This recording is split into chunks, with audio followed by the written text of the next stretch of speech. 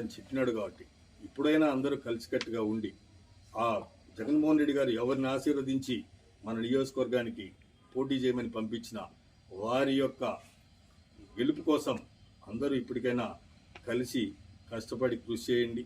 మీలో ఒకటిగా నేను కూడా ఒక కార్యకర్తగా మీతో పాటు నేను కూడా ఉంటా.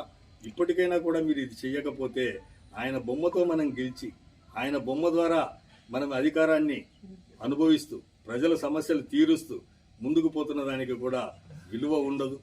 అది మన మనస్సాక్షి కూడా మనం సమాధానం చెప్పుకోవాలా. ఎంతసేపు ఉన్నా కూడా ఎట్లా ఏంది మనసు వ్యక్తిగత స్వార్థమే కాదు, ఎవరు మనం చూసుకోవాల్సింది మనం ఉన్నటువంటి మన పార్టీ బాగుండాలా, మన నాయకుడు బాగుండాలా, తద్వారా ప్రజలకు సేవ చేయాలనేటువంటిది ప్రతి ఒక్కళ్ళలో ఉండాలి. కాబట్టి దయచేసి విజ్ఞప్తి చేస్తా ఉన్నా, ఈ రోజుటికైనా కూడా నేను పక్కకు తప్పుకున్నాను కాబట్టి మీరు సంతోషంగా పార్టీ యొక్క అభ్యర్థిని అందరం కలిసికట్టుగా గెలిపించుకునేదానికి రండి.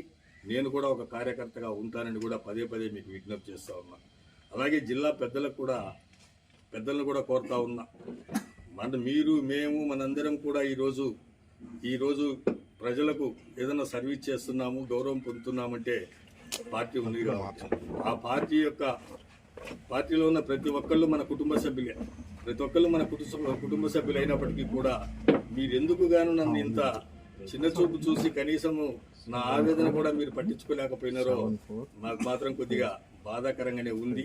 మేము ఎంతో ఒకవేళ వ్యాపార కులస్తుంది అయినప్పటికీ కూడా ఇంత జిల్లా పెద్దల్లో కూడా నన్ను ఇంత చిన్న చూపు చూడడం అనేది కూడా బాధ అనిపిస్తుంది అనేది కూడా వ్యక్తపరుస్తూ, ఫైనల్గా 2009 సంవత్సరంలో నన్ను ఆశీర్వదించి గిద్దలూరు నియోజకవర్గానికి పంపించినటువంటి మెగాస్టార్ చిరంజీవి గారికి, నన్ను ఆశీర్వదించి మొదటి దఫా శాసనసభ్యుని చేసినందుకు గిద్దలూరు నియోజకవర్గ ప్రజలకు, ఆ రోజు ఉన్నటువంటి కేడర్ మొత్తానికి, అలాగే ఓడిపోయినప్పటికీ కూడా నన్ను వెన్నంటి ఉన్నటువంటి తెలుగుదేశం పార్టీలో ఉన్నటువంటి నాయకులకు, నన్ను ఆదరించిన వ్యక్తులకు, అలాగే 2019 సంవత్సరంలో రాష్ట్ర చరిత్రలోనే రెండవ అతి పెద్ద మెజార్టీ ఘనత నా పేరున రికార్డు ఉండేలాగా నన్ను ఆశీర్వదించి పంపించిన గౌరవ ముఖ్యమంత్రి వర్యులు జగన్మోహన్ రెడ్డి గారికి, అలాగే గిద్దలూరు నియోజకవర్గ ప్రజలకు అందరికి కూడా ఎల్లవేళలా నేను కృతజ్ఞతగా ఉంటానని చెప్పేసి కూడా విజ్ఞప్తి చేస్తూ